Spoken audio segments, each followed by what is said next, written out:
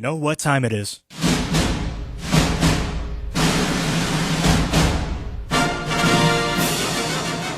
Well, Joe, we're going to do one of my favorite movies, and I think this is a great flick. And when you talk about two outstanding actors getting together, and I think it's just terrific. So let's get into this film from 1988 for us. Well, good morning, Ray, and good morning, everybody. And yes, today we are going to be talking about Rain Man from 1988, directed by Barry Levinson, written by Barry Morrow and Ron Bass. It stars, of course, Dustin Hoffman and Tom Cruise. It was released December 16th, 1988, and it had four big wins for Oscars, so it's very much a celebrated picture. It won Best Picture, Best Actor for Hoffman, Best Director, Best Writing. It also had 3 more nominations for cinematography, art direction, editing, and score. I guess that's 4 more nominations. So it was a very celebrated movie. The irony of that is, during filming, Dustin Hoffman and Tom Cruise really doubted the potential, and they kind of jokingly called it two schmucks in a car. So they didn't really have a whole lot of high hopes. And in reality, the film opened with a disappointing $6 million in revenue. However, in the following weeks, it generated great word of mouth, allowing the movie to kind of steadily climb up to the #1 spot.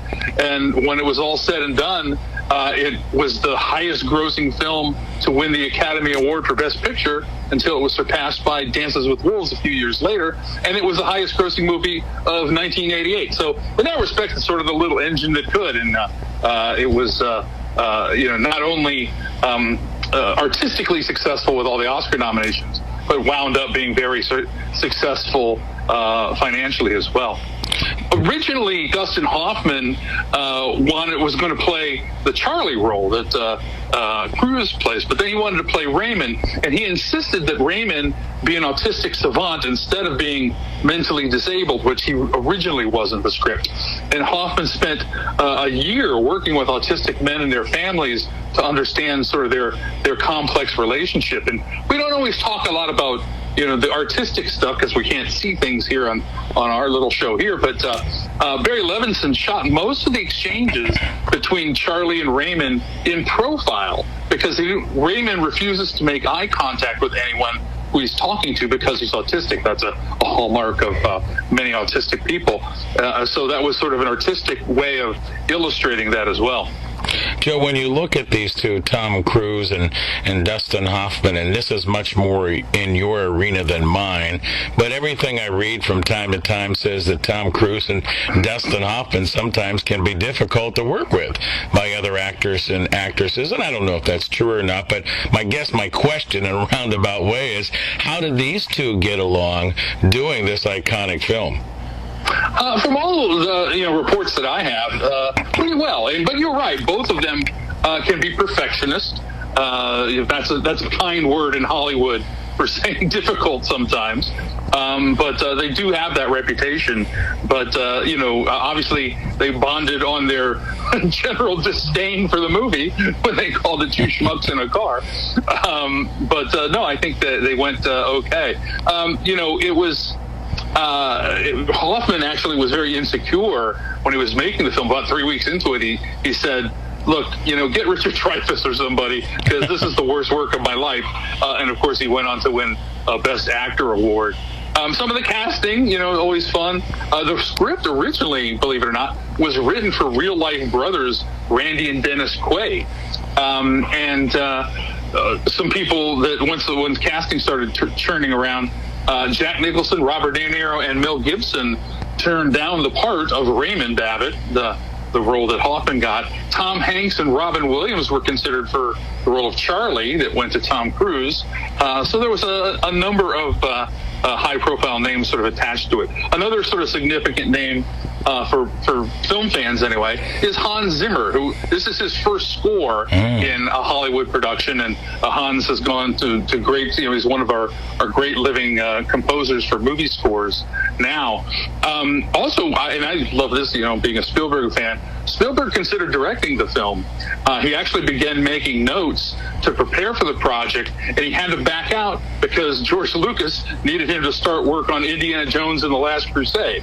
So he left the project and gave his notes over to Barry Levinson, and that's how that went. And one final sort of fun fact is that Tom Cruise is wearing Ray-Bans, and those boosted the sales of that style 15%. But it wasn't as near a big boost as when he wore the Wayfarers in Risky Business.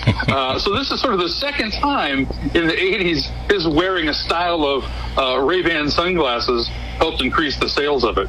Joe, when you look at Dustin Hoffman, and many people point to Tootsie as maybe his best role, I actually think this is. I thought he was outstanding in this role, and like you said, he spent so much time studying it. It sounds like he didn't like his performance. I was interested in how you, being a film study professor, looked at Dustin Hoffman's portrayal in this movie. Well, I think it's a very good role. Obviously, he won, or a good performance, and he obviously won the Best Actor, so his peers certainly thought so.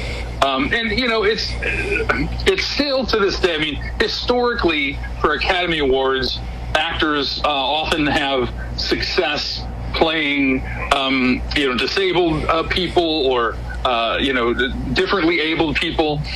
So it's that's sort of a thing that a lot of actors have won awards for in the past. It is interesting though that, like I said, he originally the role of the character was mentally challenged, and they changed it to autistic. One of the comments, and this was sort of Barry Levinson's favorite comment during the initial previews, because they preview these movies and people write notes on their cards and stuff. One of the comments on the preview card was, I was hoping the little guy would snap out of it. So clearly that person didn't quite get it, but it's a great movie. It really is. Rain Man from 1988 Film School with Joe Fortunato. Well, Joe, let's talk a little bit about it. You and I are getting together next Saturday afternoon, October 7th at Jilly's Music Room on North Main Street for another film school as we get into October, and you're going to take us to film school on Psycho on that Saturday. So a little bit of information, because your film school here with us is kind of a very digested version of what you're able to do in person. And I got to tell you, I've talked to so many people who have been there, who have seen your film school. Outstanding job, and we'll be doing Psycho next week. Well, I appreciate that, and I'm very excited because I definitely want to bring Fortunato Film School live back to the Akron area. We kind of got put a little on hold by COVID, and Jilly's has been kind enough to be our sponsor for this. And you're exactly right. This is a full-fledged thing, and I've been doing this for years. I did it in Arizona. I've done it here. And basically what this is a live screening of the film where I'm doing live commentary. I'll pause it sometimes, have a laser pointer, and I'm pretty good at making it not obtrusive, so if people think, that sounds annoying, no, you'll enjoy the film. Yeah.